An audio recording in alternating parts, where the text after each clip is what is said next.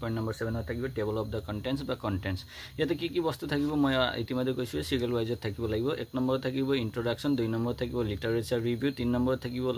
Methodology profile of study যিকোনো আৰু number 4 থাকিব data analysis and interpretation number 5ত থাকিব মেজৰ ফাইণ্ডিংছ তাৰপিছত আপুনি কনক্লুজন দিব পাৰে কনক্লুজনৰ পাছত কুৱেশ্যনেৰী যিটো এপ্লাই কৰিছিল সেইটো দিব পাৰে আৰু তাৰপিছত বিব্লিঅ'গ্ৰাফিটো হৈছে ক'ৰ পৰা কি ল'ব এতিয়া প্ৰথমতে ইন্ট্ৰডাকশ্যনত কি লিখিব এই কথা জনা হওক ইন্ট্ৰডাকশ্যনত আপোনালোকে লিখিব যিটো বিষয়ৰ ওপৰত আপোনালোকে ষ্টাডি কৰিব বিচাৰিছে তাৰ মিনিং লিখিব তাৰ বেকগ্ৰাউণ্ড লিখিব কেনেকৈ ষ্টাৰ্ট হৈছিল অবজেক্টিভছ লিখিব নেচাৰ লিখিব স্কোপ লিখিব ইম্পৰ্টেঞ্চ লিখিব কিয় এই বস্তুটো ইম্পৰ্টেঞ্চ ষ্টাডি কৰাটো কিয় ইম্পৰ্টেঞ্চ ইত্যাদিখিনি বস্তু প্ৰথমতে ইন্ট্ৰডাকশ্যনত থাকিব 2 নম্বৰতে থাকিব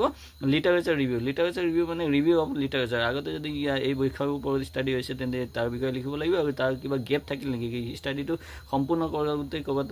আৰু কৰিবলগীয়া থাকি গ'ল নেকি তাৰ বিষয়ে লিখিব লাগিব নম্বৰ 3ত থাকিব আপোনালোকৰ মেথডলজি প্ৰফাইল অফ ষ্টাডি য'ত আপোনালোকৰ ৰিচাৰ্চ মেথডলজি আপোনালোকে কি মেথডলজি এপ্লাই কৰিছে ডেছক্ৰিপটিভ কৰিছে নে একশ্যন ৰিচাৰ্চ কৰিছে নে কি ৰিচাৰ্চ কৰিছে এই গোটেইখিনি তাতে মেনশ্যন কৰিব লাগিব ডিজাইনটো কি ডিজাইন এপ্লাই কৰিছে নেচাৰ অফ ষ্টাডি কেনেকৈ ষ্টাডি কৰিছে এৰিয়া অফ ষ্টাডি কি হয় আপুনি কোনটো এৰিয়াত কৰিব বিচাৰিছে ডাটা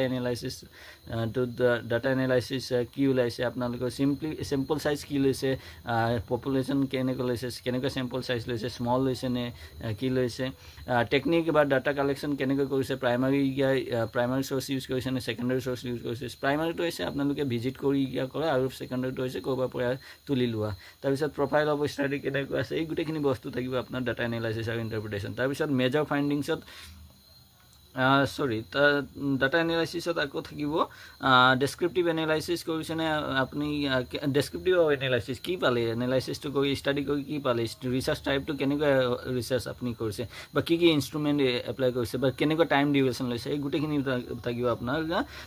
ডাটা এনালাইচিছ আৰু ইণ্টাৰপ্ৰিটেশ্যনত মেজৰ ফাইণ্ডিংছত কি থাকিব মেজৰ ফাইণ্ডিংছত আপোনালোকে কি পালে ষ্টাডিটো কৰি লিমিটেশ্যন কি আছে ষ্টাডি আপোনাৰ আৰু কি ছাজেশ্যন আপোনালোকে দিব বিচাৰে কিবা গভৰ্ণমেণ্টৰ স্কিম আছে নেকি এই আপোনাৰ ষ্টাডিৰ ওপৰত বা ফিউচাৰ কিবা ৰিচাৰ্চ কৰিব পৰা স্কোপ আছে নেকি সেই গোটেইখিনি বস্তু আপোনাৰ তাত দিব পাৰিব আৰু কনক্লুজনত গোটেই ষ্টাডিটো কৰি আপোনালোকে কি বুজি পালে তাত লিখিব পাৰিব আৰু কুৱেশ্যনেৰীটো হৈছে আপোনালোকে যেতিয়া প্ৰাইমাৰী ডাটা লৈছিল প্ৰাইমাৰী ডাটা লওঁতে আপোনালোকে কেনেকৈ কুৱেশ্যনটো বনাইছিল সেই কুৱেশ্যনটোও তাত দিব লাগিব আৰু বিব্লিঅ'গ্ৰাফিটো হৈছে আপুনি বেলেগ চ'ৰ্চৰ পৰা ক'ৰবাৰ পৰা লৈছে নেকি ডাটা যদি লৈছে তেওঁলোকৰ proper name proper date year of publication আৰু প্ৰপাৰ বুকছৰ নেম তাত মেনশ্যন কৰি দিব লাগিব গতিকে এইখিনি আছিল ডিজাৰ্টেশ্যন সম্বন্ধীয় আপোনালোকক জনাবৰ বাবে যদি ভিডিঅ'টো ভাল লাগে লাইক কৰিব শ্বেয়াৰ কৰিব বন্ধুবৰ্গৰ লগত শ্বেয়াৰ কৰিব চেনেলটো ছাবস্ক্ৰাইব কৰিবলৈ নাপাহৰিব জয় অসম জয় ভাৰত।